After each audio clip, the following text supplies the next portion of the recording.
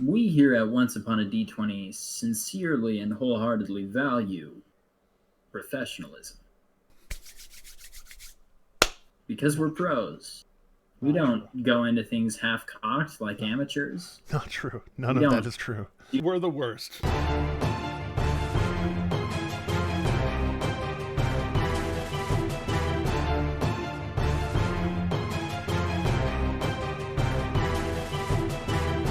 Consummate professional.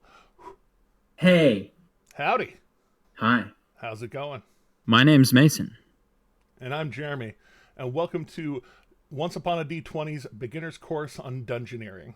Today is CCR102 ability scores and their application.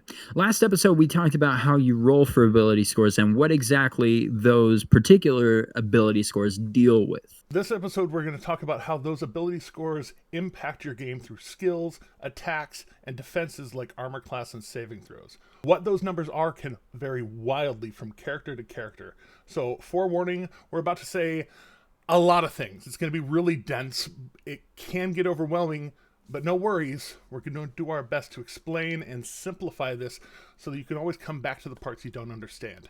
Comment below if you have any questions that we can address directly in the comments, or we might even make a whole video based on your question. We are not Gatekeepers Incorporated. We are Once Upon a D20. There are a few base commonalities between all characters. Everyone's ability scores function in fundamentally the same way, and by that I mean they all go from 10, right? So if you have an ability score of 10, you have a +0 ability score modifier. Going upward from 10, your ability score modifier increases with every even number. So at 12, you have a +1 ability score modifier. At 14, a +2. So on and so forth, all the way up to 20, and on, edge cases beyond 20, but most of the time capping at 20 with a +5 modifier. Meanwhile, you can also go downward. But when you go downward, instead of the ability score modifier changing on every even number, it changes on every odd. So once you hit 9, you have a -1. Once you hit 7, you have a -2. And so on and so forth, until eventually, if you're just a very unfortunate soul that really needs all kinds of assistance, at 1, you have a -5. And God save your soul, because honestly, no one else can. Do you think this is happening because you're getting what you deserve? Spoilers. You're not supposed to talk. DMCA. Another thing everybody gets is what's called a proficiency bonus. Depending on what level you are, it goes up from a +2 at level 1. Every 4 levels, it increases until you get to level 17. It caps out at +6. That deals with things like when you're particularly good at a skill, when you're particularly good at casting spells, if you have a skill that you're good at or a saving throw that you're proficient in, it sets you above the rest. So usually a thief will be a little bit better at, dodging things with a dexterity saving throw than a common farmer. Unless, of course, that common farmer is in fact a recreational MMA fighter, in which case, it just depends. We'll see how skilled they are. Pressing forward, beyond proficiency bonuses and ability scores and their modifiers, everything else is pretty much totally variable from character to character. There are hosts and hosts of decisions. The indecisive person that can't decide when exactly they want to propose to their girlfriend/boyfriend/significant other, or who can't decide where to go to dinner. Yes, you must now make thousands of decisions. I feel so called out right now. And for those of you that have significant others that you're even thinking about proposing to, congratulations. What a beautiful place of life to be in, that you even have that option. That's awesome. That's great. Mazel tov, You get to pick between some dozen classes that will define your character for the rest of the time that they play with them. You'll get to pick your skills that come with that particular class. You'll get to pick your attacks. You'll get to pick your armor class benefits as a result of that class. Just too many choices. And if that doesn't give you just the smallest bit of a panic attack, well,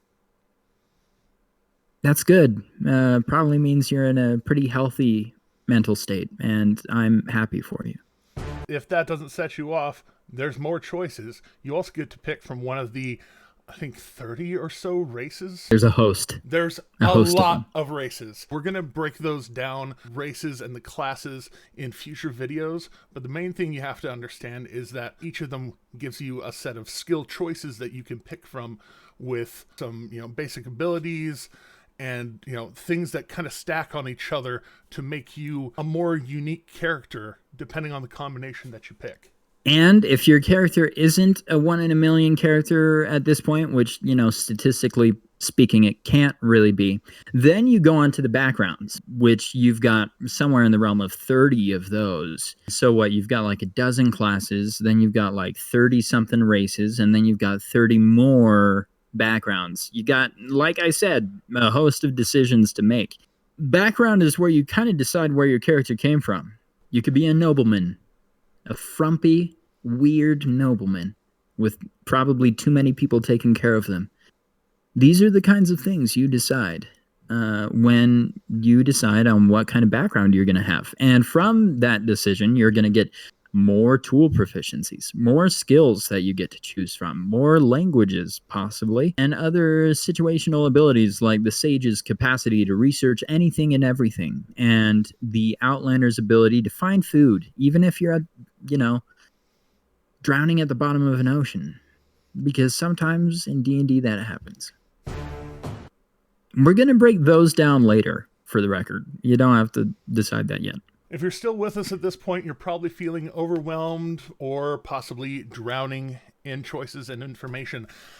That's what we're trying to get across with breaking these lessons down into these bite-sized chunks, as we talked about before. We don't want you suffocating. We don't want you losing interest because it's too complicated.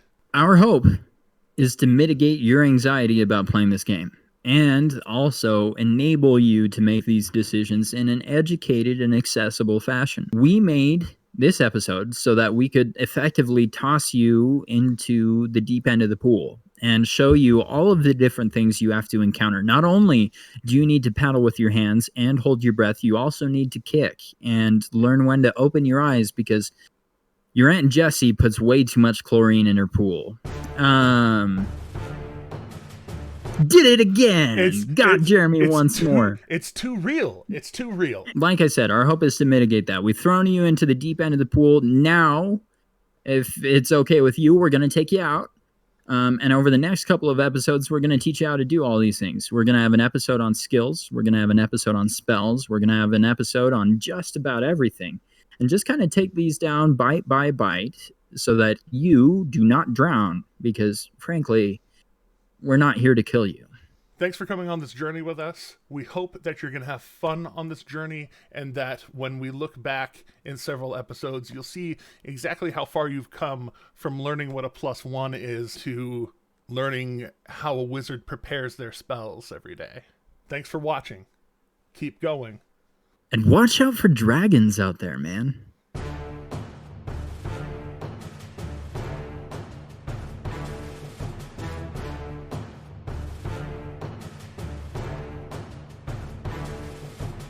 Shot through the heart. And to those... But TOS. Then Jeremy is eating chocolate-covered blueberries. And who can blame him? We've all been there. And you're to blame. Wait. You give love a bad name. But a lovely taste. Wait. Yeah. DMCA. Sorry. Let the angel fly away. Anyways. DMCA. Keep going. And watch out for dragons, Dungeoneers. I like how you off-centered, too. That was... Was that an accident or on purpose? Because it was still perfect. Oh, totally on accident. But, all party, no business. That's what we're about here. Which is why we will go bankrupt tomorrow. Please send donations. I take donations. We're now basically PBS. We do, in fact, survive on donations from viewers like you. Fly away. from here. That's what the name of that song is. Everyroguesparents.com. Is that a subtle dig at a class in D&D? No, it's a very explicit dig. That 12% comment's going to come back and bite me, isn't it? Some subtle way. Not so subtle. I'm having 12% of a moment. It's cut the check. Hot check action. This can't make it to air.